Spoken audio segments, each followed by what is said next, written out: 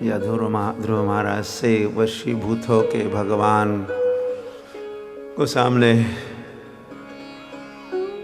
खड़ा किया। It's world record with in 6 months, 6 महीनों में भगवान की प्राप्ति, भगवत साक्षात्कार, भगवान का प्रत्यक्ष दर्शन।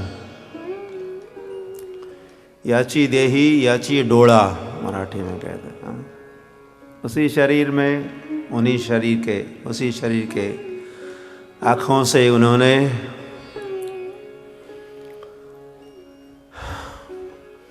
भगवान को देखा।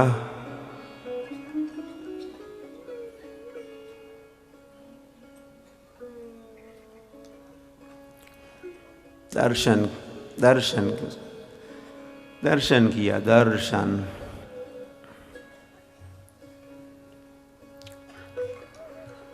सर्वप्रथम वे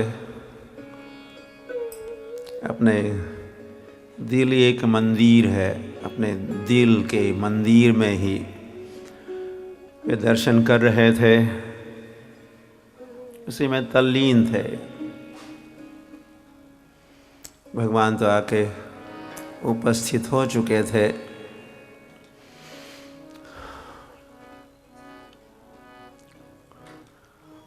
भगवान को जब वे देखे,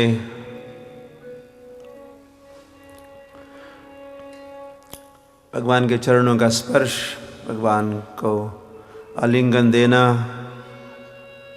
भगवान की स्तुति करने का भी इच्छा होने पर भी वे कर नहीं पा रहे थे। ऐसा अभ्यास नहीं था पहले का। भगवान ने पुनः विशेष कृपा की, ये जान के कि कुछ कहना चाहता है, लेकिन कह नहीं पा रहा है। तो भगवान ने अपने एक हस्त कमल से, उनके 4 हस्त कमल, पद्म, शंख, गदा, चक्र, उसमें से एक हस्त कमल से, इसमें शंख धारण किए थे, उस शंख से भगवान ने जैसे ही ध्रुव महाराज को स्पर्श किया तो फिर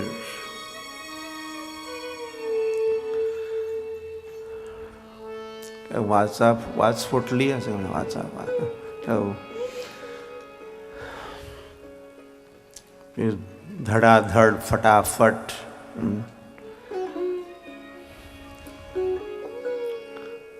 भगवान की स्तुति गान करने लगे। तो उसी स्तुति एक साक्षात्कारी पुरुष के विचार, और वही भगवान के उपस्थिति में भगवान भी थे और वे स्वयं भी थे।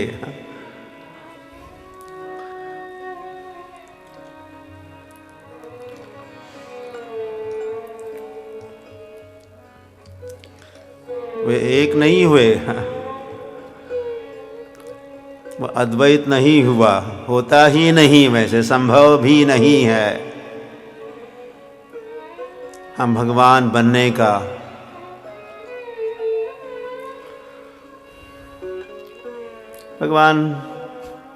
भगवान रहेंगे और हम जो भी है उसको पहचानना है। भगवान है महान और हम है लहान, हम मराठी में कहते हैं। महान और महान के साथ ये लहान शब्द मेल खाता है। तो भगवान महान, हम लहान, हम छोटे हैं, हम क्षुद्र जीव है, हम अंश है, लेकिन है दोनों भी। भगवान भी है और हम भी है और रहेंगे। हम मुक्त हुए, हम भक्त हुए, भगवत साक्षात्कारी हो गए, तो हम रहेंगे, भगवान भी रहेंगे। और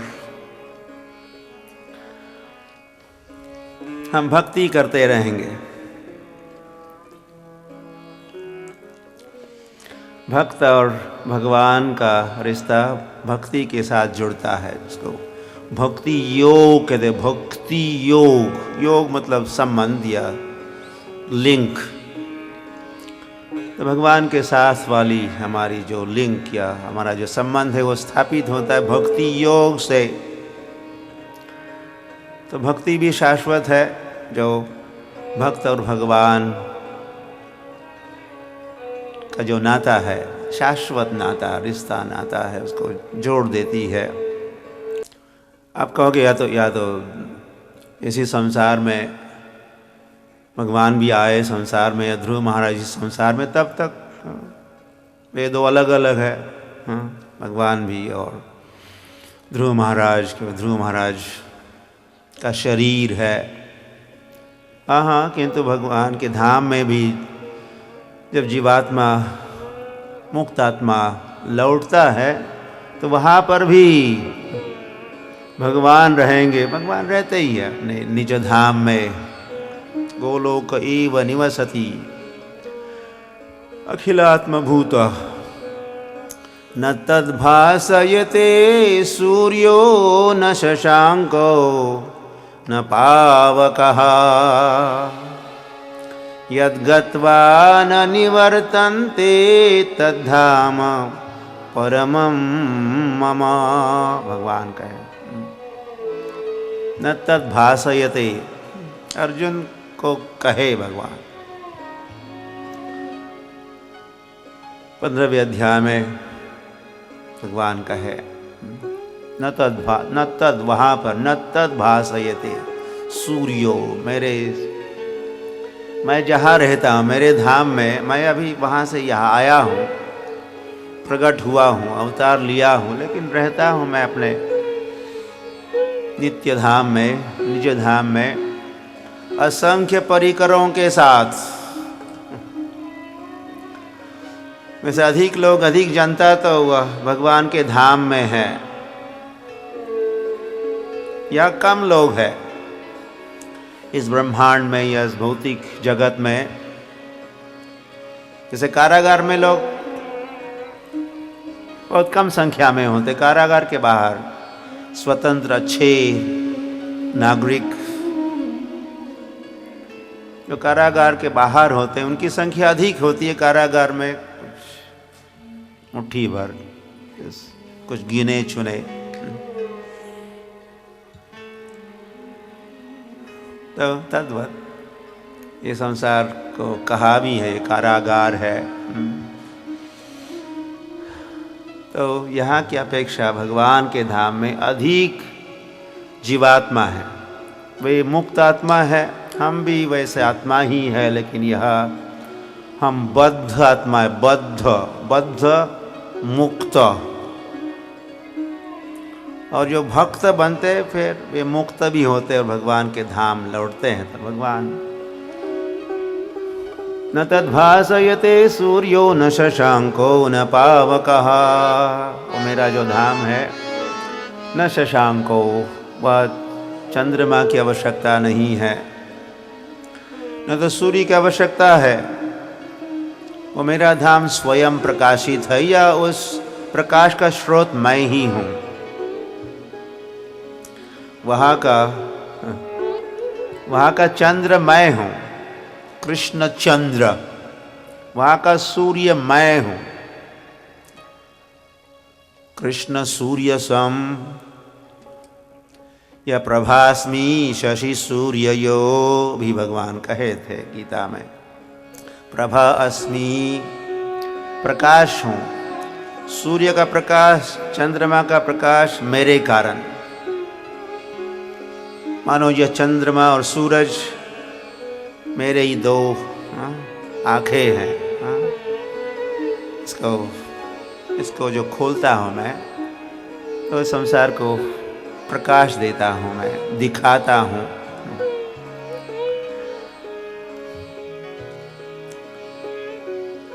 प्रकाश नहीं होता हो तो हम देख नहीं सकते। आँखें तो है, हमारी आँखें तो है, लेकिन प्रकाश नहीं है तो हम देख नहीं सकते। इससे भी हम, बात तो छोटी सी है लेकिन हम समझ सकते हैं कि हम कैसे भगवान पर पूरे निर्भर हैं। हम स्वतंत्र नहीं है, हम देखने में भी स्वतंत्र नहीं है। आंखें तो है लेकिन देखो, अगर प्रकाश नहीं है तो हम देख नहीं पाएंगे। तो सारे प्रकाश का स्रोत, जैसे प्रभा अस्मि, प्रकाश हूँ, शशि सूर्ययो, शशि चंद्रमा और सूर्य में जो प्रकाश है उसका प्रकाश मैं हूँ। तो भगवान के कारण प्रकाश है। तो अपने धाम में जहाँ भगवान स्वयं निवास करते, न तद्भासयते सूर्यो न शशांको न पावकः, वह अग्नि का प्रकाश या वह विद्युत, इलेक्ट्रिसिटी आवश्यकता नहीं, नो नीड। ऐसे धाम में मैं रहता हूँ, भगवान अर्जुन को कहे। और जो भी वहाँ पहुँचते हैं,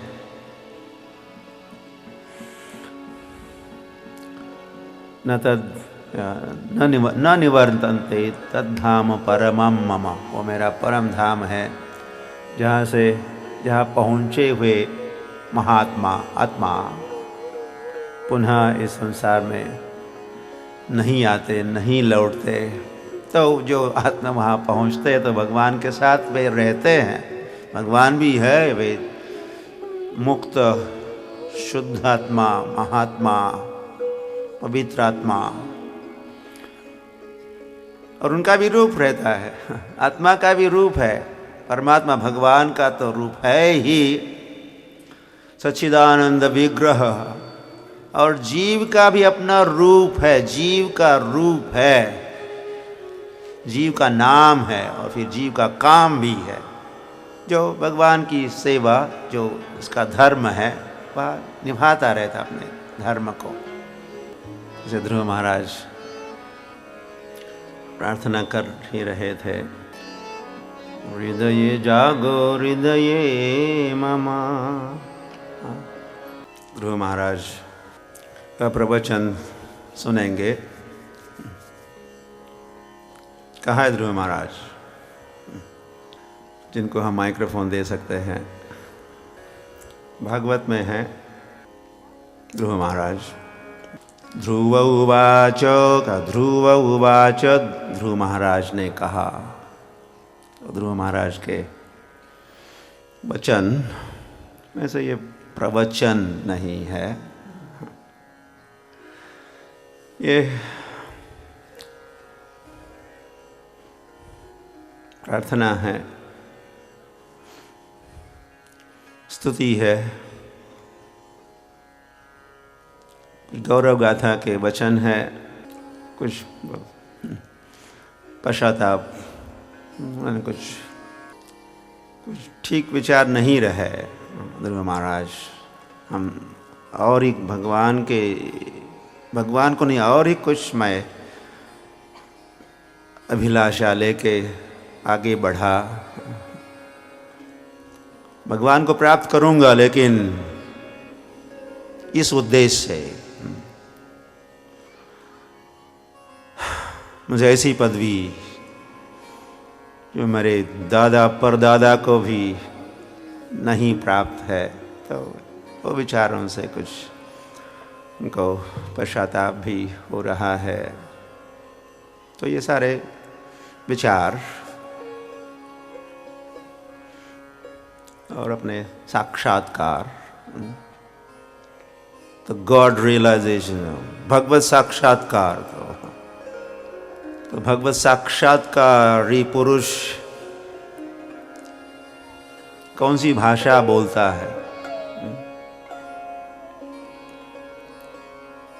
कैसे बैठता है, कैसे चलता है। तो उसी का हम अनुभव करेंगे जब अब ध्रुव महाराज को हम सुनेंगे। भगवान भी वहाँ है। विशेष वृंदावन में जो मधुबन है, मधुबन में जो दिव्य अलौकिक वन है। और जिस वन को सुने थे, सानिध्यम नित्यदा हरे है, हरि का नित्य सानिध्य प्राप्त है जिस वन को, उस वन में जाओ। तो उसी वन में ध्रुव महाराज आए तो पुनः इस वन को भगवान का सानिध्य, भगवान के प्राकट्य का सानिध्य प्राप्त हो रहा है। तो ऐसे मधुबन में जहाँ भगवान प्रकट है, और ध्रुव महाराज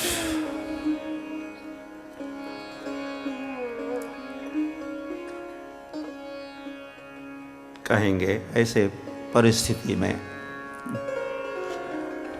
तो आप जो भी कहेंगे वह सच ही कहेंगे, सच के अलावा और कुछ भी नहीं कहेंगे।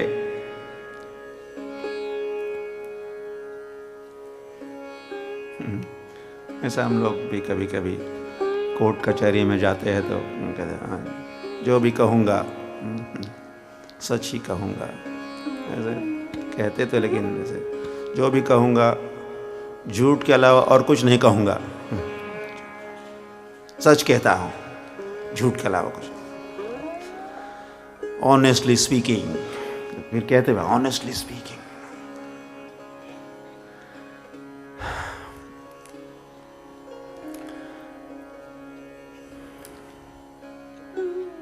तो इस संसार के जो कुछ कहते हैं सारी ठगाई के वचन होते हैं, क्योंकि भ्रमित व्यक्ति बोलते हैं, भ्रमित व्यक्ति। मोह माया से प्रभावित व्यक्ति क्या बोलेंगे? शराबी व्यक्ति क्या बोल सकता है? वो तो बकेगा। उसको हम तब सुनना चाहेंगे जब नशा थोड़ी उतर जाएगी, नॉर्मल होगा तो तब सुनना चाहेंगे, तब तक बकने दो उनको।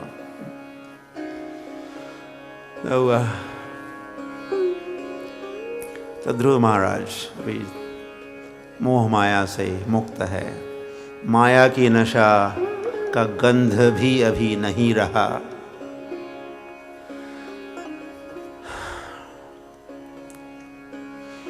अपनी चेतना, अपनी भावना को शुद्ध किए हैं,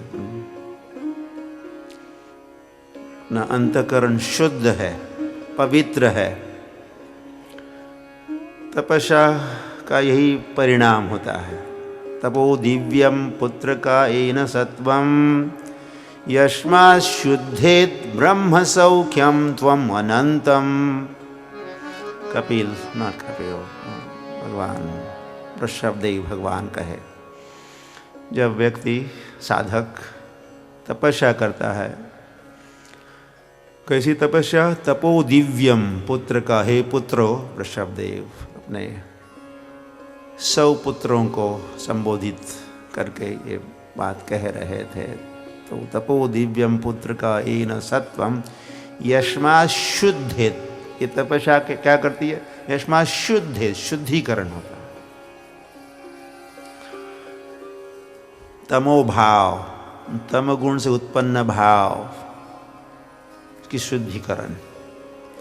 रजो भाव, हर गुणों का अपना अपना भाव है। तमो भाव, रजो भाव, सात्विक भाव, ये सारे मल है, ये दोष उत्पन्न करते हैं। तो उसकी सारी स्वच्छता, सफाई होती है तपस्या से। और तपस्या जो हम अधिकतर तपस्या की बातें सुन रहे थे, थोड़ी कुछ शारीरिक तपस्या।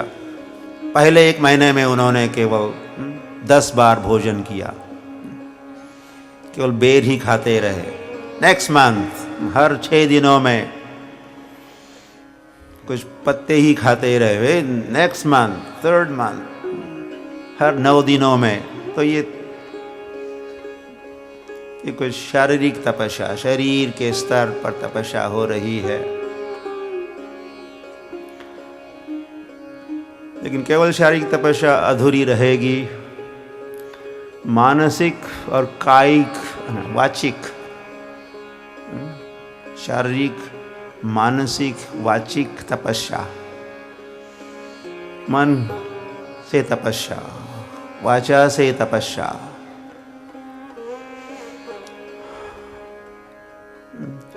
पूरा भगवान भगवत गीता में एक पूरा अध्याय ही इन 3 प्रकार के तपस्याओं को सुनाता है। अधिकतर हम शारीरिक तपस्या की बातें सुनते हैं, उपोषण किया, ये किया, लेकिन उससे भी अधिक महत्वपूर्ण तपस्या तो वाचिक और मानसिक है। तो इन तीनों प्रकार की तपस्या में तल्लीन थे ध्रुव महाराज। तो पूरा शुद्धिकरण, तपो दिव्यम पुत्र का एन सत्वम यस्मा शुद्ध हुए, शुद्धिकरण। तो सारे भावों का, तमो भाव नहीं रहा, रजो भाव नहीं रहा, सात्विक भाव नहीं रहा, अभी कृष्ण भाव रहा। अंतर्राष्ट्रीय श्री कृष्ण भावनामृत संघ, श्रील प्रभुपाद अपने उन्होंने स्थापित किए संघ को नाम दिए कृष्ण भावनामृत संघ। कृष्ण भावना, कृष्ण कॉन्शियसनेस को प्राप्ति के लिए प्रयास करने वाले साधक जिस संघ में रहते हैं, ऐसा संघ कृष्ण भावना, भगवत भावना। तो ध्रुव महाराज अब पूरे कृष्ण भावना भावित हो चुके हैं। कोई मल नहीं रहा। सर्वोपाधि विनिर्मुक्तम तत्परत्वेन निर्मलम। निर्मल कम मन निर्मल, शरीर भी एक दृष्टि से निर्मल, वाचा भी निर्मल, भाव निर्मल, और वे भाव उच्च विचार। जीवन तो साधारण सादगी का, तपस्या का, लेकिन उच्च विचार। तो अब वे जो भी कहेंगे सच ही कहेंगे, सत्य कहेंगे। इस सत्य वचनों के श्रवण से हम सभी का कल्याण होगा।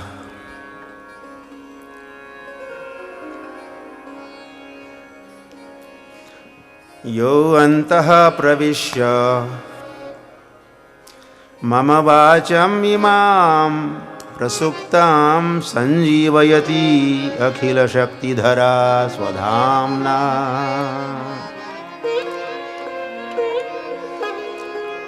अन्यांश हस्तचरणश्रवणत्वग् आदीन् प्राणान् नमो भगवते पुरुषाय तुभ्यम्।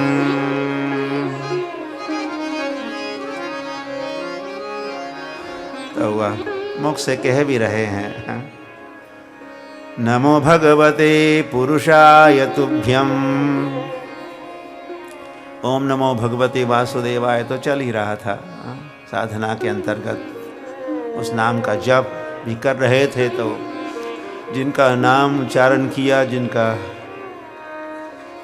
स्मरण किया, वे अभी समक्ष उपस्थित है। तो उनको नमस्कार।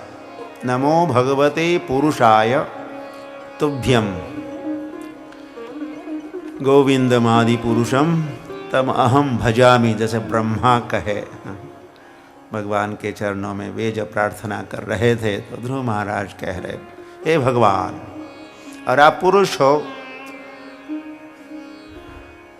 भोक्ता हो, पुरुष भोक्ता, प्रकृति का भोग भोगने वाले, या 56 भोग भी पुरुष के प्रसन्नता के लिए हैं। भोक्तारम यज्ञ तपसाम सर्वलोक महेश्वरम सुहृदं सर्वभूतानां यज्ञात्वा शांतिर्मच्छति। भगवान से गीता में कहे कि कोई जानता है कि मैं पुरुष हूँ, आदि पुरुष हूँ, और मैं भोक्ता हूँ, और क्यों भोक्ता हूँ, व्हाई नॉट, क्यों नहीं, सर्वलोक महेश्वरम, सारे सृष्टि का तो मैं ही तो स्वामी हूँ, तो निश्चित ही मेरा अधिकार है इस संसार को भोगने का। और साथ ही साथ सुहृदं सर्वभूतानां, मैं सभी जीवों का परम मित्र हूँ। ये 2-3 बातों को जो जानता है वो व्यक्ति शांत होगा। यज्ञात्वा शांतिर्मच्छति। तो वह ऐसे पुरुष को जो अभी समक्ष ही है, ध्रुव महाराज ने नमस्कार किया है, दंडवत प्रणाम, साष्टांग दंडवत प्रणाम करते हुए अष्ट अंग प्रणाम, ये केवल कह ही नहीं रहे नमो नमो नमः नमस्कार, साष्टांग दंडवत प्रणाम, अष्ट अंग, 8 अंगों से। तो प्रणाम में भी केवल शरीर से प्रणाम नहीं, दंडवत, दंडवत, जस्ट लाइक दंड, जस्ट लाइक दंड जैसे गिरता है, दंडवत। लेकिन केवल बाहर से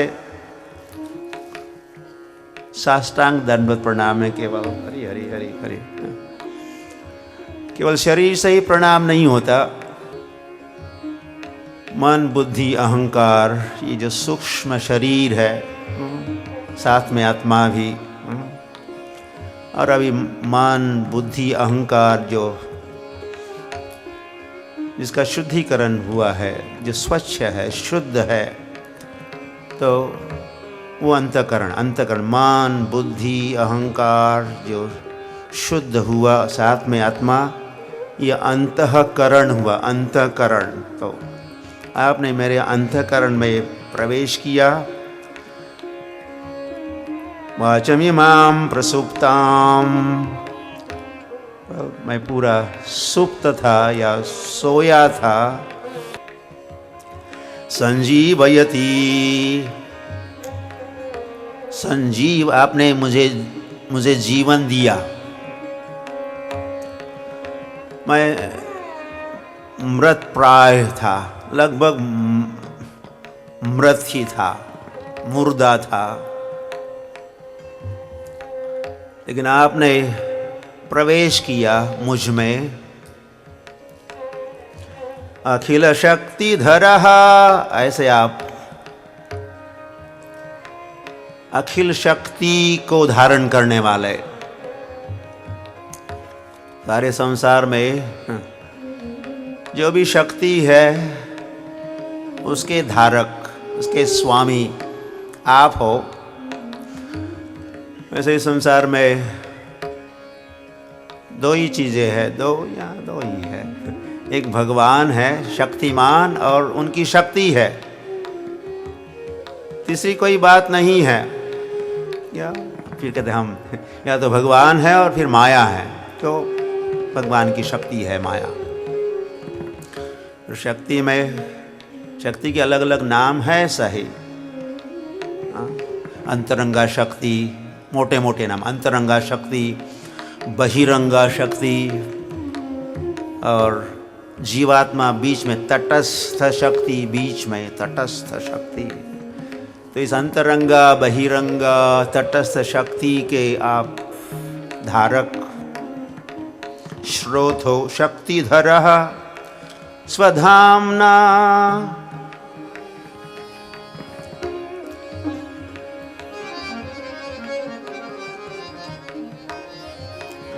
अन्यांश्च, आपने मुझे मेरी वाचा को ही जीवित संजीवित नहीं किया। अन्यांश्च हस्तचरण श्रवण त्वक आदीन, मेरे हाथों को भी जीवित किया आपने, चरणों को भी, श्रवण शक्ति को भी,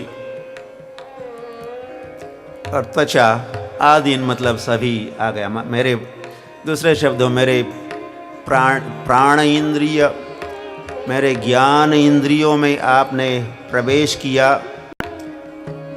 प्राणान, उनमें प्राण डाल दिया आपने, प्राण।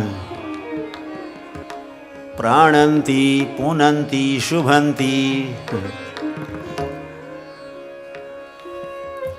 या तो भगवान ध्रुव महाराज के लिए स्वयं ही वहाँ उपस्थित है। तो ध्रुव महाराज के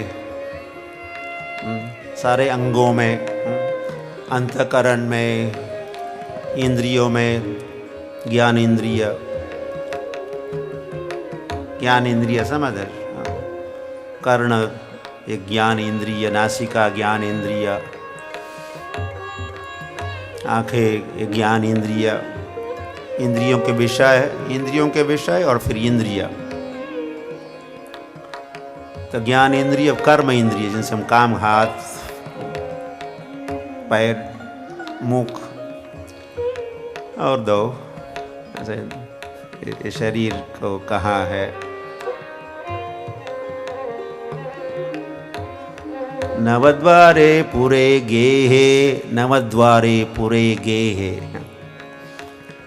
ये शरीर नव द्वार वाला एक पुरी है या एक महल भी है कह सकते हैं।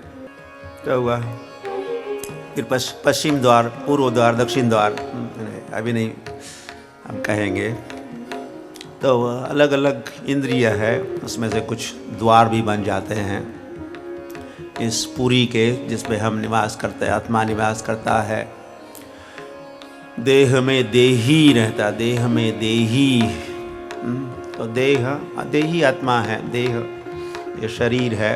तो उसमें अलग अलग इंद्रियां है, कर्म इंद्रिय, ज्ञान इंद्रिय। तो उन सब में आप प्राण डालते हो, आपने डाला हुआ है। तो वह अक्रूर जी ने कहा, जब वे मथुरा से वृंदावन जा रहे थे, तो उन्होंने कहा कि आपकी जो कथा है, आपकी जो कथा है, आपका जो नाम रूप गुण लीला है, हरे कृष्ण कृष्ण कृष्ण हरे हरे, हरे राम राम राम हरे हरे। और ये कथा, ये प्राणंती, जो बद्ध है, मृत प्राय है, उनको जीवन दान देती है ये भागवत कथा और भगवान नाम।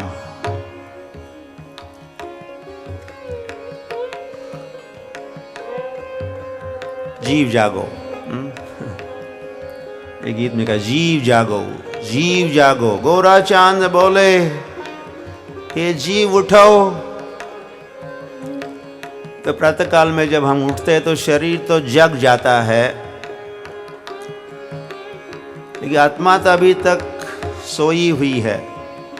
पिशाची रकोले, जीव जागो, गोरा चांद बोले, कोथा निद्रा जाओ माया, पिशाची रकोले। हे जी, माया के गोद में कब तक पड़े रहोगे, उठो। तो एक तो शरीर का जगना हुआ, जो जगता ही है हर रोज प्रातः काल में, या कम से कम भूख लगने पर तो जगता ही है। लेकिन आत्मा तो सोया रहता है, सुप्त रहता है। लेकिन जब हम भगवान की कथा सुनते हैं, भगवान का नाम स्मरण करते हैं, या इवन महाप्रसादे गोविंदे, भगवान का प्रसाद ग्रहण करते हैं तो हमारे जान में जान आ जाती है, हम जग जाते हैं, हमारी आत्मा जग जाती है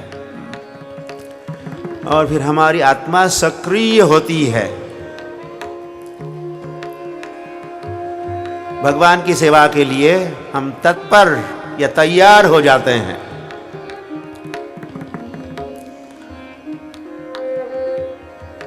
ऋषिकेन ऋषिकेश सेवनम भक्तिरुच्यते। तो यहाँ ध्रुव महाराज कह रहे, आपने मेरे अंतकरण में प्राण डाला और मेरे हाथों में, चरणों में, मेरे सारे कर्म ज्ञान इंद्रियों में प्राण डाले आप। अब मैं क्या करूँगा, मेरी आत्मा क्या करेगी? आपकी सेवा करेगी।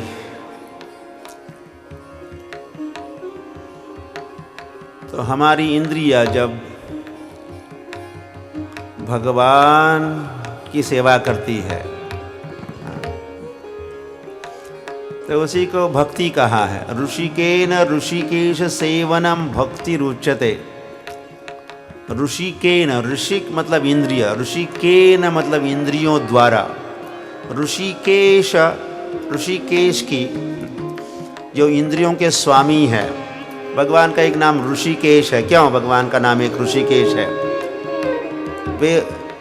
वे इंद्रियों के स्वामी है। इंद्रिया तो हमारे पास है,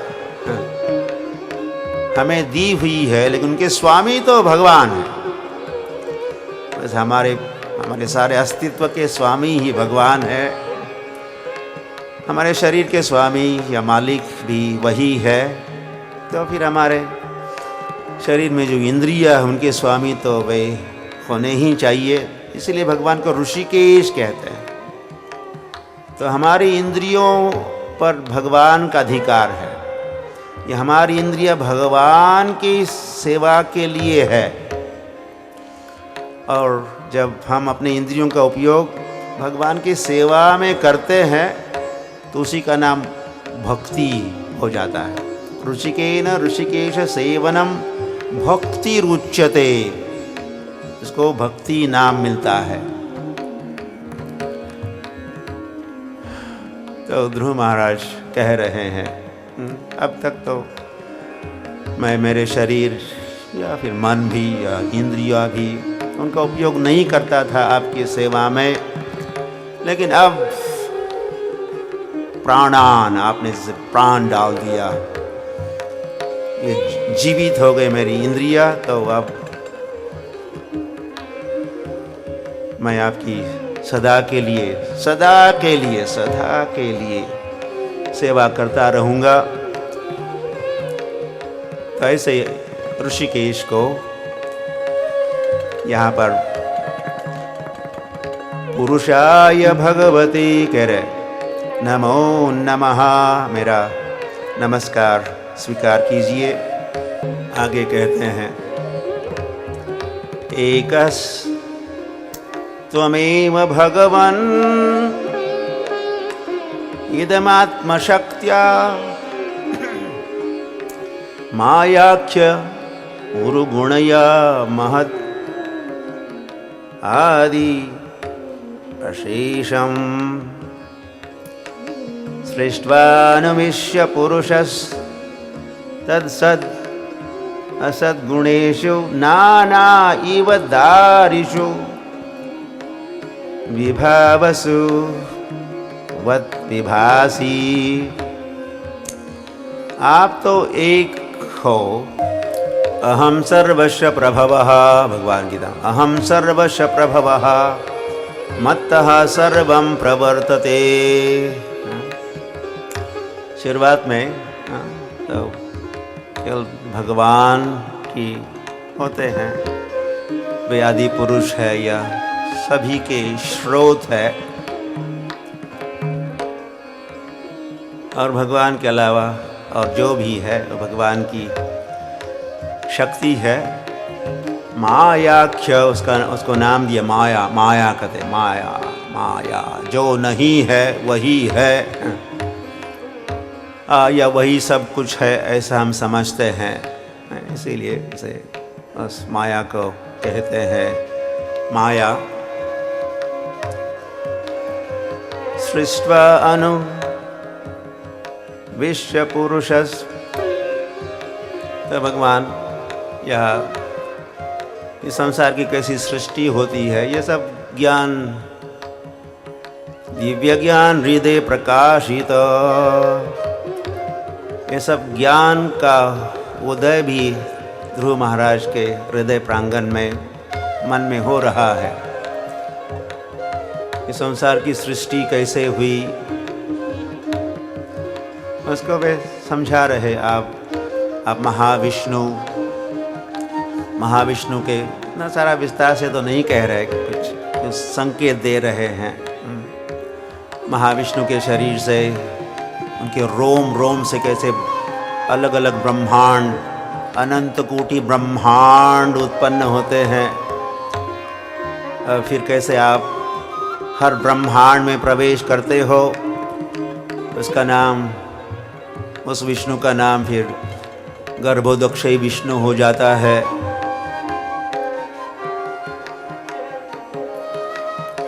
और इस गर्भोदक्षय विष्णु के नाभि से कमल का फूल और वह ब्रह्मा जन्म लेते हैं।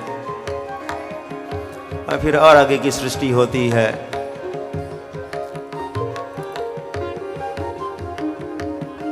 और फिर आप पहले महाविष्णु थे, महाविष्णु से गर्भोदक्षय विष्णु बने, गर्भोदक्षय विष्णु से पुनः आपका विस्तार हुआ क्षीरोदक्षय विष्णु के रूप में। और आप सभी के हृदय प्रांगण में इस क्षीरोदक्षय विष्णु के रूप में उपस्थित हो। अंडांतरस्थ परमाणु चयांतरस्थम कहा। अंडांतरस्थम, ये जो ब्रह्मांड है, अंडे के आकार का, इसलिए इसको ब्रह्मांड है।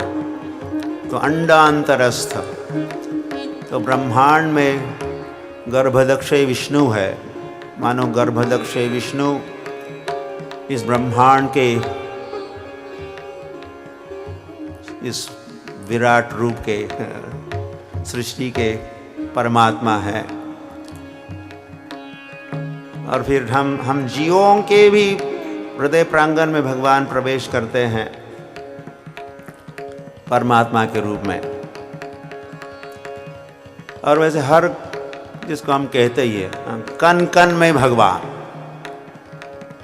अंडांतरस्थ परमाणु चयांतरस्थम, ये ऐसे ब्रह्मा उनका साक्षात्कार कहो या वे जानते ही है, उनकी सृष्टि है, ये उनका अनुभव है। तो वे कह रहे हैं परमाणु चयांतरस्थम, परमाणु में भी आप स्थित हो, ब्रह्मांड में भी स्थित हो गर्भोदक्षय विष्णु के रूप में। और हर कण कण में, विद इन एवरी एटम आप हो कण कण में भगवान। तो आपका ही विस्तार से ये सारी सृष्टि हुई है। सृष्ट्वा अनुविश्य पुरुषः, तो सृष्टि होने के उपरांत आप प्रवेश करते हो इस ब्रह्मांड में। और फिर हर हृदय प्रांगण में और हर कण कण में।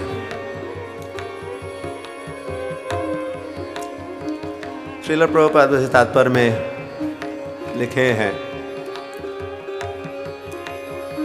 मायावादी चिंतक सोचता है कि परमेश्वर समूचे दृश्य जगत में व्याप्त है, अतः उसके कोई रूप नहीं है। भगवान इस सृष्टि के रूप में विद्यमान है, तो उनका कोई रूप नहीं है, ऐसा मायावादी है। या हम लोग गौड़ीय वैष्णव उनको मायावादी कहते हैं, जिनको आप या अद्वैतवादी या निर्गुण निराकारवादी कहते हैं। किंतु यहाँ पर वैदिक ज्ञान का बोध हो जाने पर ध्रुव महाराज कहते हैं, आप अपनी शक्ति के द्वारा दृश्य जगत भर में व्याप्त है। शक्ति के रूप में आप सर्वत्र व्याप्त हो और फिर उसमें आप प्रवेश करते हो। तो भगवान का केवल शक्ति ही नहीं है, शक्ति भगवान की, लेकिन शक्ति में प्रवेश करते हैं। आगे ध्रुव महाराज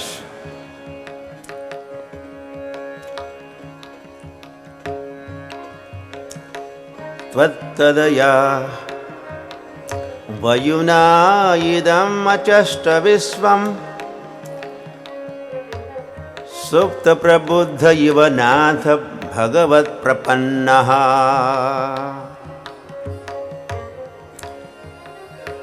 ब्रह्मा आगे भी है, इसी का समझाते हैं। भगवत प्रपन्नः, भगवान की शरण लेने वाले ब्रह्मा, उनको आपने जब ज्ञान दिया तभी उनको अचष्ट दृष्टि वगैरह देखना, उनका ज्ञान तभी उनको प्राप्त हुआ। सुप्त प्रबुद्ध इव नाथ, वे भी सुप्त थे। ब्रह्मा का जब जन्म हुआ तो उनको पता नहीं चल रहा था मैं कौन हूँ और मुझे क्या करना है, लेकिन जिज्ञासा मन में उत्पन्न हुई, अथा तो ब्रह्म जिज्ञासा।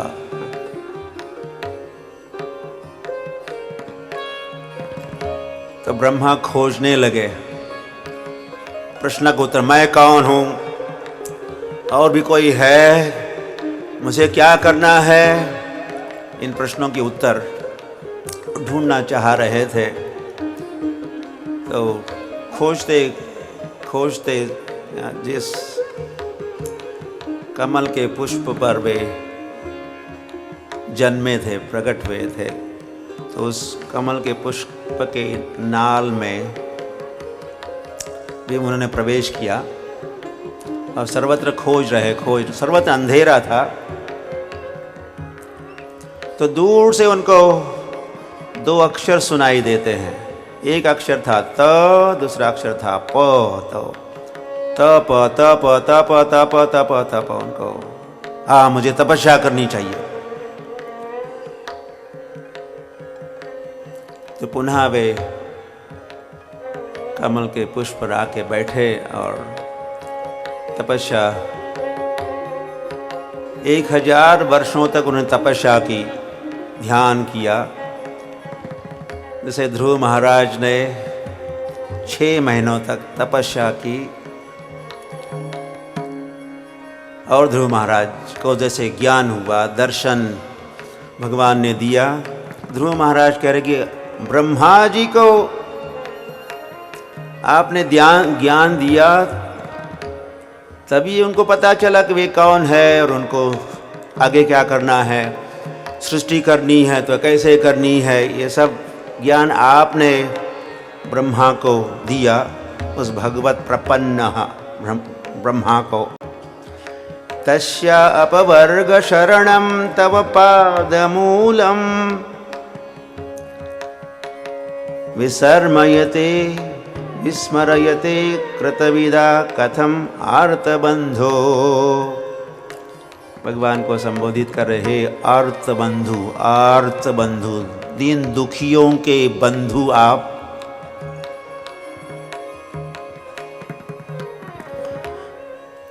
तो जो अपवर्ग शरणम तव पादमूलम, जो आपके चरणों का आश्रय लेते हैं, और आपके चरणों का आश्रय लेने वाले कौन होते हैं?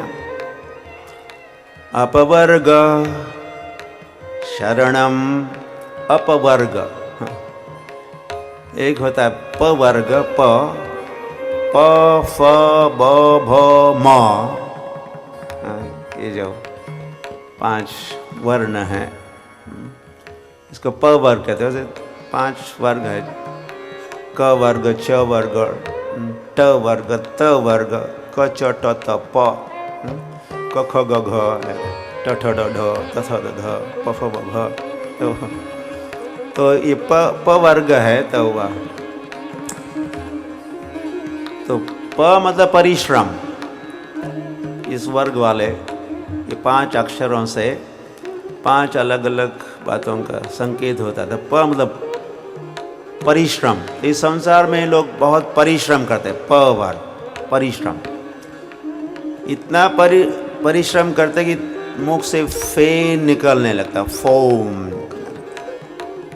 प फ ब, और ये सारा व्यर्थ का परिश्रम होता है। श्रम एव हि केवलम। अंत में तो मरना ही पड़ता है। और खाली हाथ आए थे और जाएंगे भी खाली हाथ, तो कुछ पल्ले तो कुछ नहीं पड़ा, तो व्यर्थ। प फ ब व्यर्थ भ। और संसार के जीव भयभीत रहते हैं, भयभीत रहते हैं।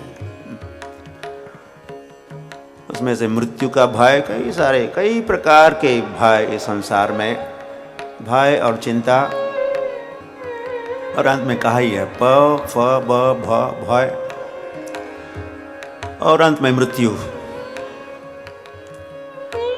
तो इसके विपरीत या इसे बचने के लिए कोई मार्ग है? ये परिश्रम से, व्यर्थ परिश्रम से, भय से, मृत्यु से मुक्त होना है। कोई अलग कोई मार्ग है, कोई पर्याय है? तो ध्रुव महाराज कहते हैं तव पाद मूलम, जो आपके चरणों का आश्रय लेते हैं वे कहलाते हैं अपवर्ग। अपवर्ग शरणम। ये अपवर्ग मतलब ही मुक्ति का मार्ग है। तो जो मुक्ति के मार्ग को अपनाते हैं, विस्मरयते कथम, तो जिन्होंने भगवान के आपके चरण कमलों का आश्रय लिया हुआ है, कृतविदा, वे ज्ञानी भी है, वे विद्वान भी है, वे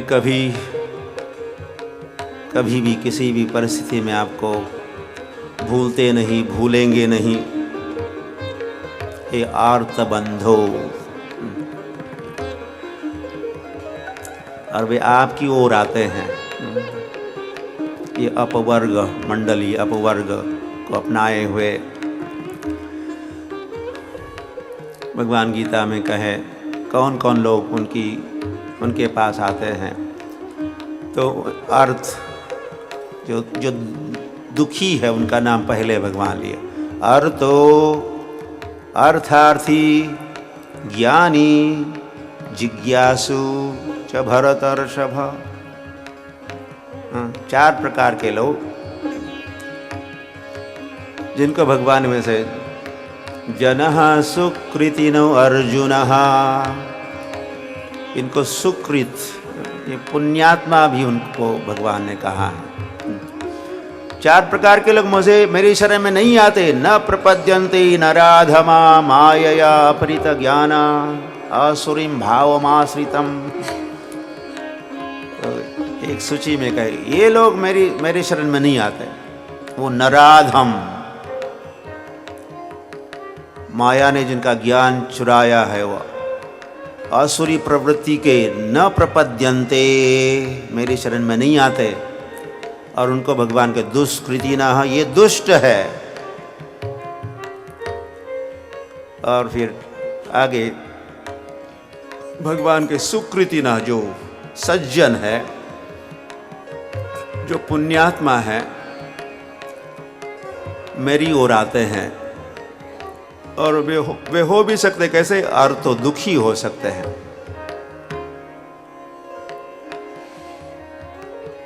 जैसे गजेंद्र मोक्ष, गजेंद्र के बड़े दुखी थे। अर्थार्थी, वैसे अर्थार्थी में ध्रुव महाराज का ही नाम आता है। वे भगवान के पास आए, लेकिन उनको अर्थार्थी, कुछ पदवी, कुछ संपत्ति, कुछ गद्दी, कुछ आसान ये चाहिए था। अर्थो अर्थार्थी ज्ञानी च भरतर्षभा जिज्ञासु, ये 4 प्रकार के लोग मेरी ओर आते हैं, उसमें दुखी भी होते।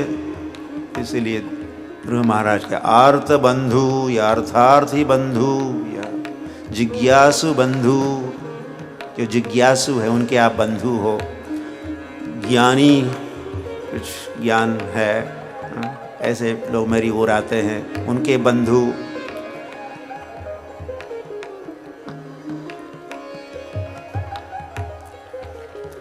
नूनम विमृष्ट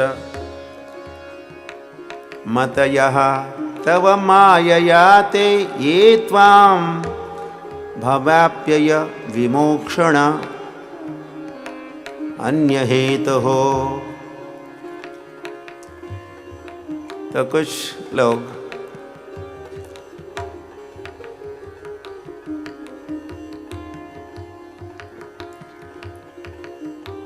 अर्चंती आ गया, अर्चना या आराधना करते हैं, लेकिन उनका हेतु कुछ सही नहीं होता। भगवान के पास आए और सही मांग नहीं की मुझे,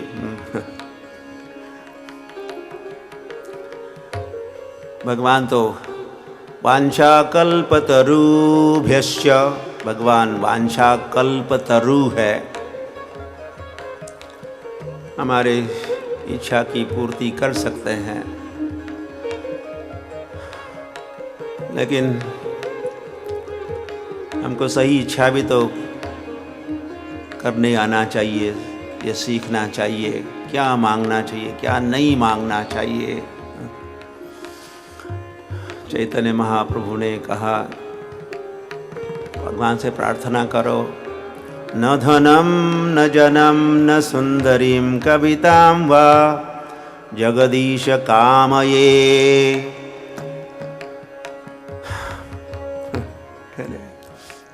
मुझे धन नहीं चाहिए, तो आप गृहस्थ हो और धन नहीं चाहिए, या उतना ही दीजिए जितनी आवश्यकता है मेरी, जितनी मेरी नीड है उतना आप दे सकते हो प्रभु। लेकिन मुझे नीडी के स्थान पर ग्रीडी नहीं बनाना, मुझे लोभी नहीं बनाना, मुझे धनांध नहीं बनाना।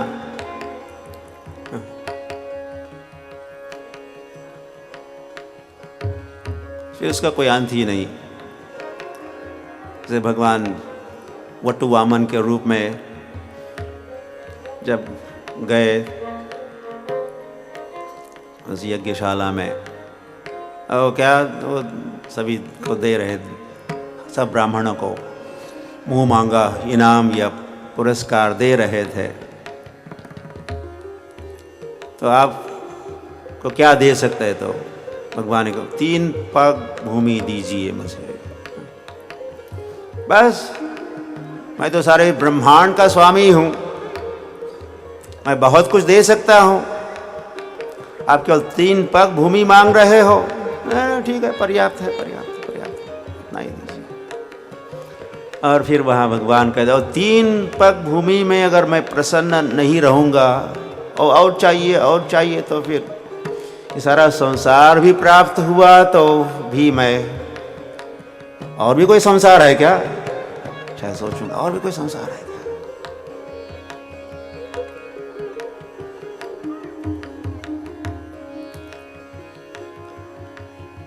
ऐसे जीव, भ्रमित या मोहित जीव भगवान के साथ कंपटीशन में है। इसका भाव ही होता है, बद्ध जीव सोचता ईश्वरो अहम, मैं ईश्वर हूँ। तो सारा संसार उसको चाहिए होता है, पूरा संसार। ये हम दो और हमारे दो का जो प्रचार है, पहले तो आशीर्वाद मिलते थे, अष्टपुत्र सौभाग्यवती। आजकल है ऐसा अष्टपुत्र? मिठू माझा लेकुरवाळा संगे गोपाळांचा मेळा। तो भगवान तो लेकुरवाळे हैं। आजकल कोई लेकुरवाड़ी है? हम दो और हमारे दो, या हम दो और हमारा एक। आजकल दो से एक पर आ गए, उसको लेकुरवाड़ा या लेकुरवाड़ी नहीं कहेंगे। तो ये 8 से 4 से 2 से 1 पर जो पहुंच रहे हैं, इसके पीछे ये विचार है कि या संख्या कम करेंगे तो हर व्यक्ति को या हर पुत्र पुत्री को कुछ अधिक घर, अधिक संपत्ति, अधिक कपड़े, अधिक रोटी, अधिक मकान मिलेगा। लेकिन संख्या बढ़ेगी तो कम मिलेगा। लेकिन ये जो ईश्वरो अहम का जो भाव है, ये जो लोभ की जो वृत्ति है, उसकी कोई सीमा ही नहीं है। मान लो सारे ब्रह्मांड में या इस पृथ्वी पर या भारत देश में जितने लोग, उसकी संख्या घटाई हमने, घटाई, कम कर दी, कम कर दी, कम कर दी। मान लो 2 ही व्यक्ति बच गए। पता है वे 2 क्या सोचेंगे? हे 2 is too many। ये 2 ज़्यादा हो गए। वैसे कितने होने चाहिए? 1 ही पर्याप्त है, और वो इसको मैं उड़ा दूंगा, इसको नहीं चाहिए। इस प्रकार के बद्ध जीवों के लोभ के भाव है। तो इसका कोई अंत ही नहीं। तो भगवान न धनम न जनम, तो धन दे भी दे भगवान तो उतना ही दे जितनी आवश्यकता है हमें। केन त्यक्तेन भूंजितः, भगवान ने कहा अपना जो कोटा है उसको ले लो। तो चैतन्य महाप्रभु न धनम न जनम न सुंदरीम कविताम, तो क्या चाहिए? क्या? मम जन्मनि जन्मनीश्वरे, कोई मुझे नहीं चाहिए, मुझे मुक्त भी नहीं होना है। तो भवतार भक्ति रहित की त्वयि, हे प्रभु मुझे आपकी भक्ति दीजिए। जन्म जन्मांतर के लिए मुक्त भी नहीं हो जाऊंगा तो कोई परवाह नहीं, मुझे आप आपकी सेवा में रखिए। तो भगवान की सेवा के लिए प्रार्थना ही सर्वोत्तम प्रार्थना है। तो ये वांछा कल्पतरु जो भगवान है, उनसे यही प्रार्थना करनी चाहिए। ये सही प्रार्थना है। चैतन्य महाप्रभु ने फिर आगे प्रार्थना, हमको प्रार्थना करने नहीं आता है तो चैतन्य महाप्रभु सिखाए। अयि नंद तनुज किंकरम पतितां मामिषमे भवाम्बुधो, इस भवाम्बुधि में मैं गिरा हूँ मैं, लेकिन मैं आपका ही तो हूँ प्रभु। अयि नंद तनुज किंकरम, ओ अयि नंद तनुज, हे नंद महाराज के पुत्र, अयि नंद तनुज किंकरम, आपका मैं किंकर। किम करोमि, किंकर मतलब किम करोमि, मैं क्या कर सकता हूँ, क्या सेवा कर सकता हूँ, मुझे सेवा दीजिए, मुझे सेवा दीजिए। वैसे हम हरे कृष्ण जब कहते हैं तो भाव यही होता है। प्रभुपाद एक सरल भाष्य या भाव समझाते हैं। जब भगवान के नामों का उच्चारण करते, हरे कृष्ण महामंत्र का जप करते, भगवान से प्रार्थना का, प्रभु मैं आपका हूँ, आपका दास हूँ, मुझे सेवा योग्यम कुरु, मुझे सेवा के लिए योग्य बना दो। सेवा अधिकार दिए कर निज दासी, तुलसी कृष्ण प्रेयसी नमो नमः। आपकी मुझे सेवा दीजिए प्रभु। हे तुलसी महारानी, मुझे भगवान की सेवा दो। मोर अभिलाष विलास कुंजे दियो वास। और प्रार्थना ये भी है कि मुझे सेवा कुंज में भगवान जहाँ कुंजों में, वृंदावन में कुंज भी है, वहाँ भगवान विद्यमान रहते हैं, तो वहाँ सेवा कुंज में मुझे सेवा दीजिए। मोरई मेरी अभिलाषा, मोरई अभिलाष विलास कुंजे दिवो वास। तो वैसे कोई भक्त कहते हैं कि शायद हो सकता है कुछ प्रार्थना करते होंगे, मोरई अभिलाष अमेरिका देशे दिवो वास। मुझे उस देश में वासुदेव दो। या एक कोई स्त्री बहुत बड़ा बोझ लेके जा रही थी, तो कुछ आंधी के कारण हवा के झोंके से उसका सारा बोझ गिर गया। त्राही माम पाही माम प्रार्थना करने लगी। भगवान पहुंच गए। हाँ, मे आई हेल्प यू, कुछ सेवा कर सकता हूँ? तो उस बुढ़िया ने कहा, भगवान ये बोझ उठा के सिर पर रखो। No problem. तो भगवान ने उसी प्रकार की सहायता कर ही दी। लेकिन इस वांछा कल्पतरु को जब वो देखी तो बहुत कुछ मांग सकती थी, लेकिन मांग के क्या मांगा उसने? ये सारा बोझ, संसार का बोझ क्या करो, पुनः रखो मेरे सिर पर, उसको डूबने और मरने दो इस संसार में।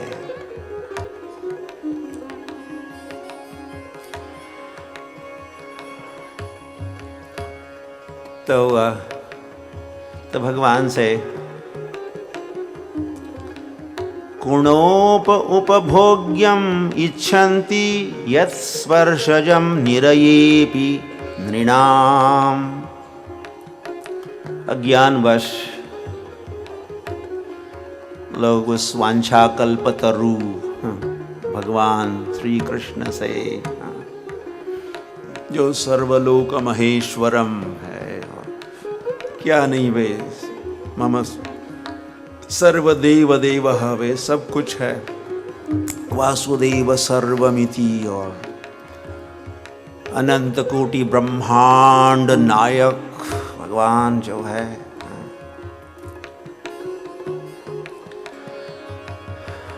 उनसे हमें इस मृत शरीर के कुछ उपभोग की वस्तु नहीं मांगनी चाहिए। और ऐसी वस्तु या ऐसा भोग या सुख निरयेपि, नरक में भी और योनियों में भी, तो सुकर कुकर योनियों में भी तो वो सुख मिलता ही है, जिसका यह उल्लेख हुआ है। यत् स्पर्शजम, स्पर्श किया, हमारी इंद्रिय जब स्पर्श करती है इंद्रियों के विषयों को, तो वह एक अनुभव या कुछ जन्म लेता है, उसी को हम सुख कहते हैं।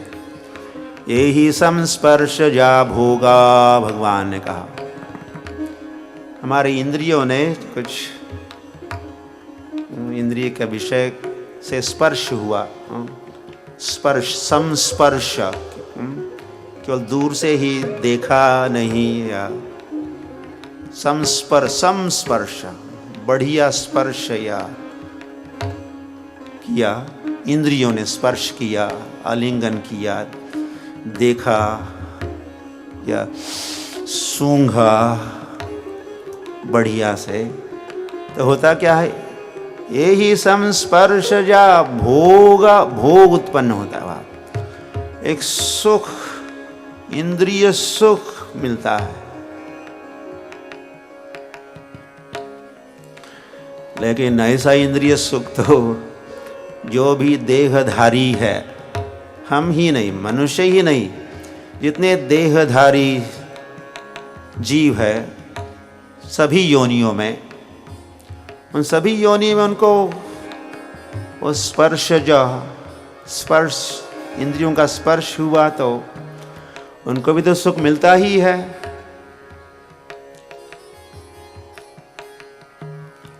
कामेंद्रिय स्पर्श किया तो सभी योनियों में ये स्पर्श इंद्रियों के विषयों के संपर्क में आते हैं तो उनको सुख मिलता है, भोग विलास करते हैं।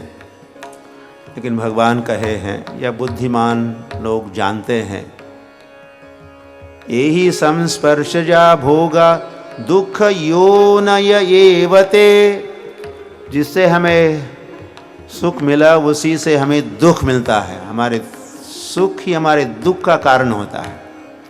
कॉज एंड इफेक्ट ऐसा कहते हैं, एक कार्य और कारण। तो जो कारण हमारे सुख का हुआ वही हमारे आगे चल के दुख का कारण बनता है। अद्यंतवन्तः कौन्तेय न तेषु रमते बुधः, भगवान कहे। तो जिस सुख की शुरुआत तो अभी अभी होने जा रही थी, इतने में वहां दुख भी आ गया।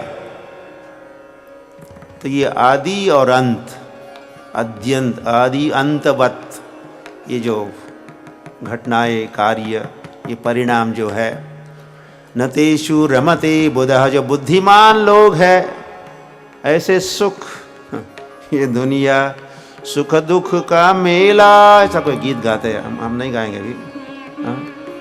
ये दुनिया कैसी है, ये सुख दुख का मेला, सुख और दुख का मेला है।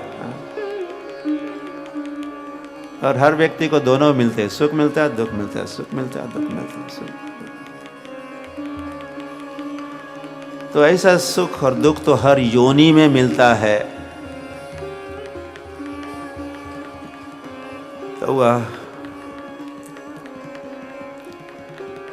बुद्धिमान व्यक्ति इच्छन्ति न इच्छन्ति, ऐसी या अर्चन्ति, इस उद्देश्य से अर्चना नहीं करता है मुझे कोई भौतिक सुख मिले जो आगे दुख का कारण बनने ही वाला है।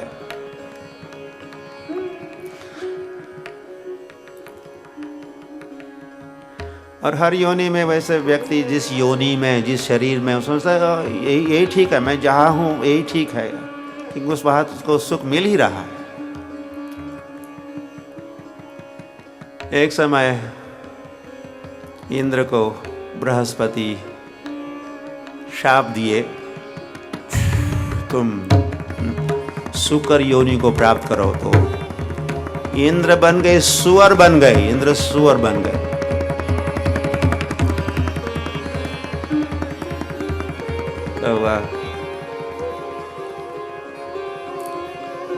तो वो आनंद लूट रहे थे उस सुअर योनि में। धीरे धीरे उनकी सुअर रानी भी हुई, सुअर रानी, और फिर बच्चे भी हो गए।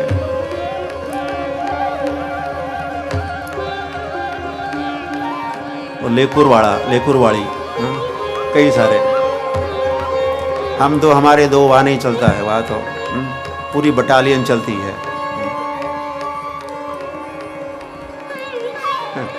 तो बढ़िया से सब उनका खान पान, लेटना, आप जानते हो कहाँ लेटते हैं, आप जानते हो वो क्या खाते हैं।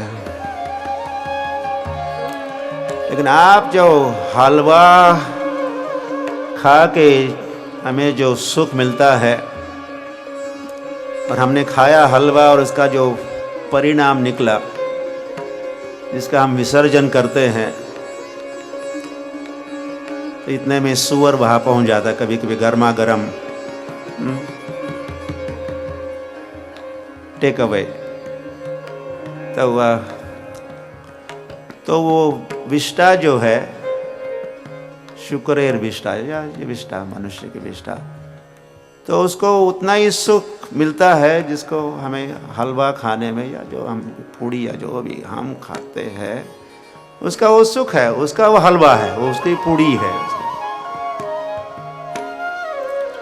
तो बढ़िया से चल रहा था इंद्र का रात जीवन। तो बहुत समय बिताए उनका, कुछ समय के लिए उनको शाप था, वो फिर उनको लौटना था, लेकिन वो टर्म तो पूरी हो गई, लेकिन इंद्र लौटे नहीं। तो ब्रह्मा जी को भेजाओ, जाओ जाओ देखो क्यों नहीं आए। तो ब्रह्मा जी जब कहने के चलो चलो, नहीं नहीं ना, आई एम वेरी हैप्पी, सुखी थे, सूर योनि सुखी थे, बढ़िया पत्नी, बढ़िया बच्चे, हाँ बढ़िया सब खान पान, ये छोड़ के और कहाँ जाएंगे? नहीं नहीं। तो उन्होंने पूछा ब्रह्मा जी को, ये सब वहां मिलेगा क्या? नहीं वहां नहीं। फिर आई विल नॉट गो, मैं नहीं जाऊंगा। निरये यत् स्पर्शजम निरयेपि,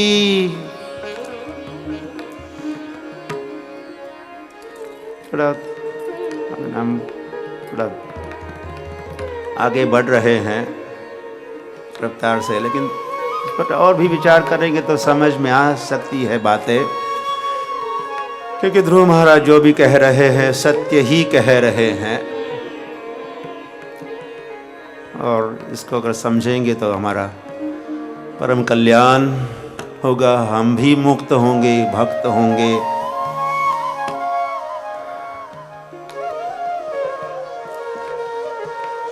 और ये जब ये वचन जब उन्होंने अभी कहा, तो तात्पर्य में प्रभुपाद लिखे हैं, ध्रुव महाराज को पश्चाताप हो रहा था, क्योंकि वे भौतिक लाभ के उद्देश्य से भगवान की भक्ति में प्रवृत्त हुए थे। इस बात का उनको पश्चाताप, अब पश्चाताप हो रहा, पश्चाताप बाद में ताप, बाद में, पहले कुछ घटना घटी और पश्चाताप। उन्होंने बहुत कुछ किया, कुछ उद्देश्य से वे भगवान की ओर आए थे, लेकिन अब उनको साक्षात्कार हुआ, सही बातों का पता चला, तो वे पश्चाताप कर रहे हैं। स्वामी कृतार्थोस्मि, मैं कृतार्थ हो गया, वरम न याचे, नहीं मुझे कोई वरदान नहीं चाहिए। यहाँ तो वे नहीं कहे, लेकिन अन्य ग्रंथों में, शास्त्रों में इस बात का उल्लेख आता है कि ध्रुव महाराज ने कहा, स्वामी कृतार्थ हो गया, कृतकृत्य हुआ मैं, वरम न याचे, मुझे कोई वरदान, मैं तो हुआ जो भी सोच के आया था, मेरी कोई महत्वाकांक्षा थी, अभी मैं सोचता हूं कि मैं तो कुछ कांच के टुकड़े ही ढूंढ रहा था।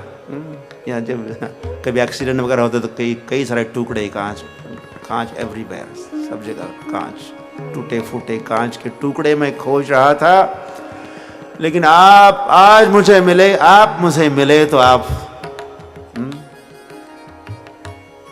जड़ जवाहर मिले, मूल्यवान आप, चिंतामणि आप, सब कुछ आप, सारे संपत्ति के स्वामी आप।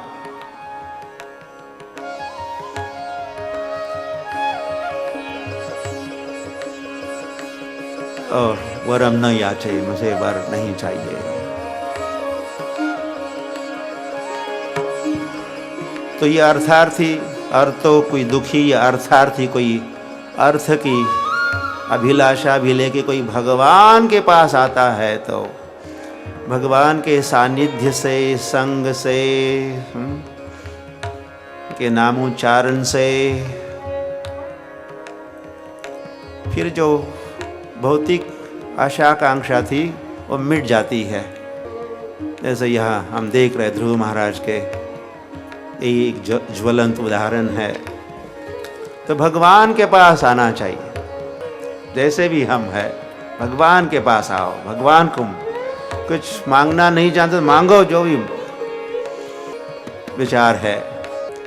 तीव्रेन भक्ति योगेन यजेत पुरुषं परम। अब उस पुरुषोत्तम की आराधना आप करो, उनके पास आओ। मोक्ष काम अकाम मोक्ष काम सर्व काम उदारधि, ये संभावनाएं हैं। आप सर्व काम, सब कई सारी कामनाएं हैं आपकी, सर्व काम या मोक्ष काम, मोक्ष की कामना है, या फिर अकाम, कोई कामना नहीं है, उन सभी के लिए कहा है। श्रीमद् भागवत का ये सिद्धांत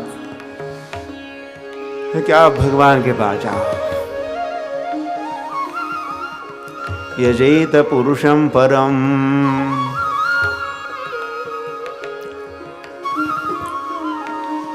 आगे कहते ध्रुव महाराज,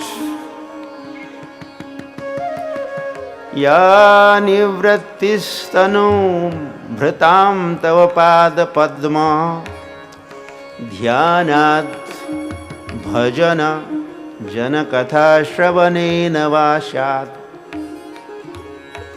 सा ब्रह्मणि स्वमहिम्नि अपि नाथ मा भूत किं तु अंत क असि लुलितात् पततां विमानात्। तो जो आनंद, जो आनंद किसमें? ध्यानात्, किसके ध्यानात्? पाद पद्म ध्यानात्। जो आनंद, जो आनंद फकीर या भक्त करे, वो आनंद नाही अमीरी में, वो भी बात है, और किसी में आनंद नहीं है। जो आनंद संतों को, भक्तों को, साधु जनों को, वैसे हर जीवात्मा को, वैसे गृहस्थ भी तो साधु हो सकता है, व्हाई नॉट। जो भी भगवान की भक्ति कर रहे हैं, तो ध्रुव महाराज जो तव पाद पद्म ध्यानात् निर्वृत्ति तनुभृताम, जो भी देहधारी है और वे आपके चरण कमलों का के ध्यान से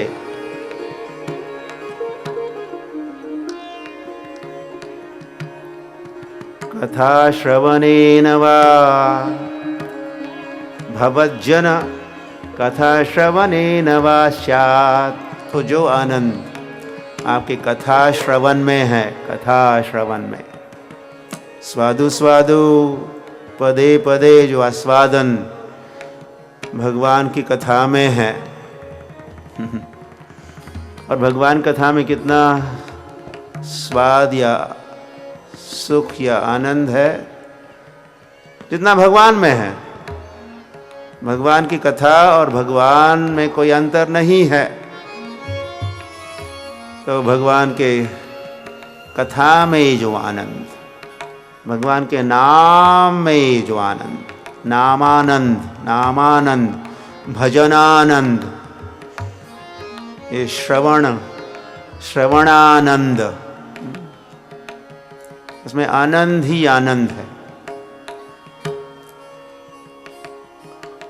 तो इसमें, इससे जो आनंद प्राप्त है, सा ब्रह्मणी, वो आनंद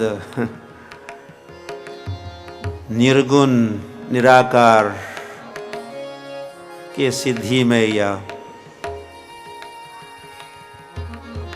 ब्रह्म ज्ञानियों को नहीं है। वो ब्रह्मानंद, उनका ब्रह्मानंद तुच्छ है।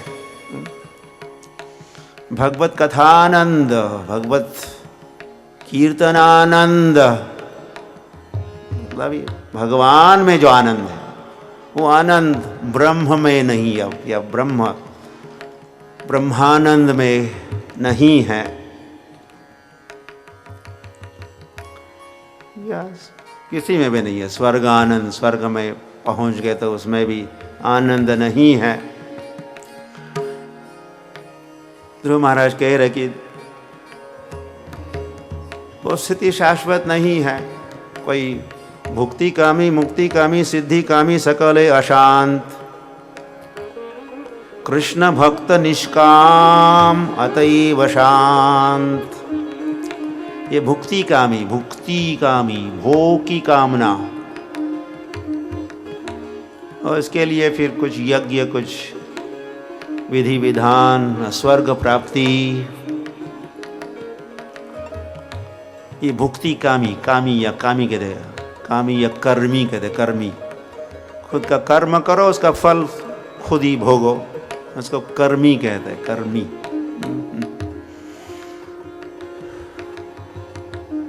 संसार में कई सारे कर्मी मिलेंगे, या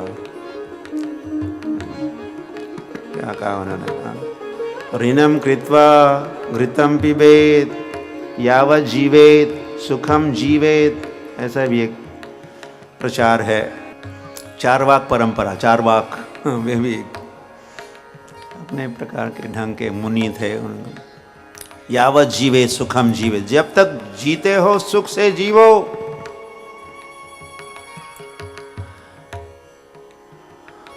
लेकिन पैसे नहीं, धन नहीं है, ऋणम कृत्वा, ऋण निकालो। राधा कृष्ण प्राण मोह जुगल किशोर,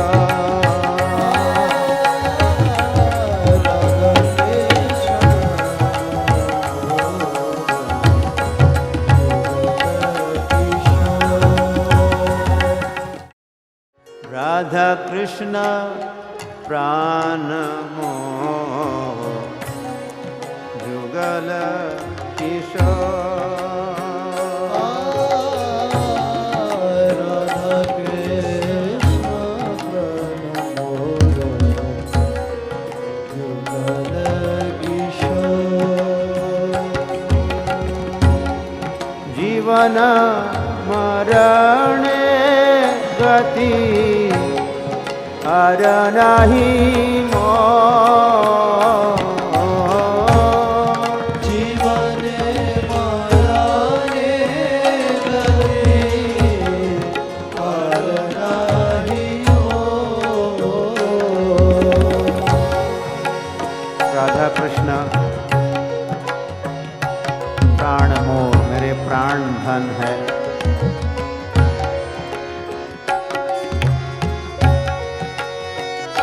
और ये जुगल किशोर, किशोर किशोरी, जुगल मतलब दो, एक किशोर दूसरी किशोरी, इसलिए जुगल किशोर कहा है।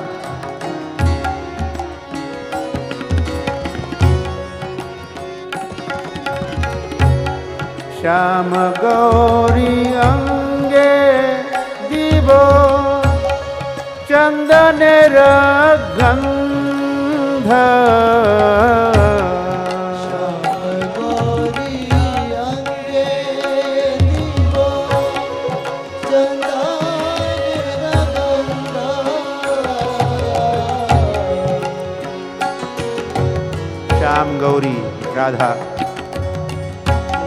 या श्याम और गौरी, श्याम श्यामा, उनके अंग पर मैं चंदन लेपन करने की मेरी अभिलाषा है। रतन बेदी सिर ऊपर बसब दुई जान। रतना बेदीरो वो सब दुनिया। ओ राधा कृष्ण प्राण मोर जुगल किशोर।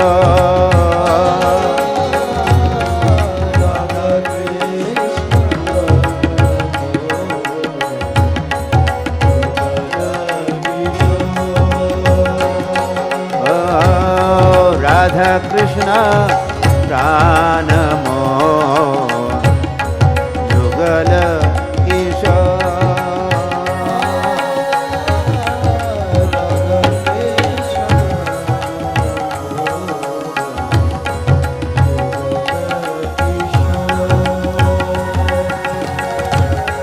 ललिता विशाखा आदि जत सखी वृंद। ललिता विशाखादि जता सखी वृंद।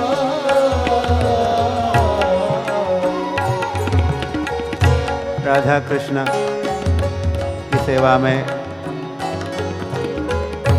ललिता विशाखा और सखिया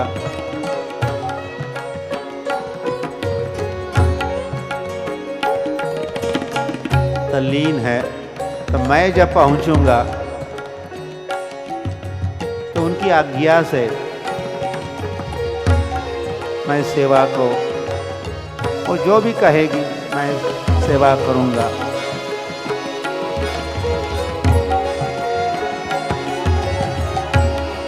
आज्ञाय करीब सेवा चरणारविंद।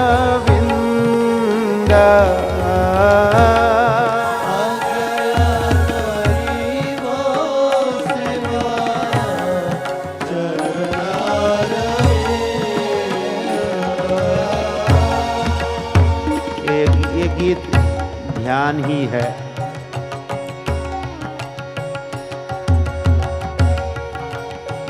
राधा कृष्ण का ध्यान है। राधा कृष्ण के लीलाओं का भी ध्यान है। राधा कृष्ण के सुंदर रूप का भी ध्यान है और उनके सेवा का भी ध्यान है। राधा कृष्ण प्राण मोर जुगल किशोर। राधा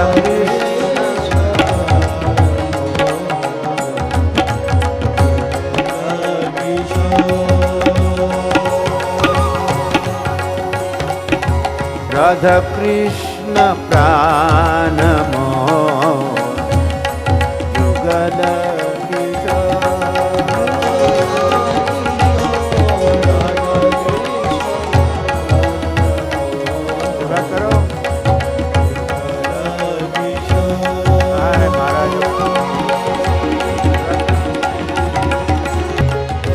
कृष्ण चैतन्य प्रभु दशरनु दास। श्री कृष्ण चैतन्य प्रभु दशरनु दास।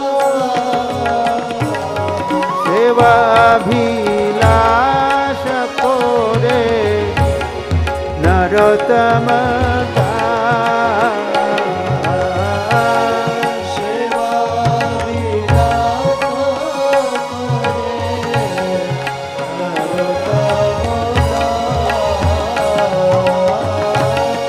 राधा कृष्ण प्राण मोर जुगल किशोर।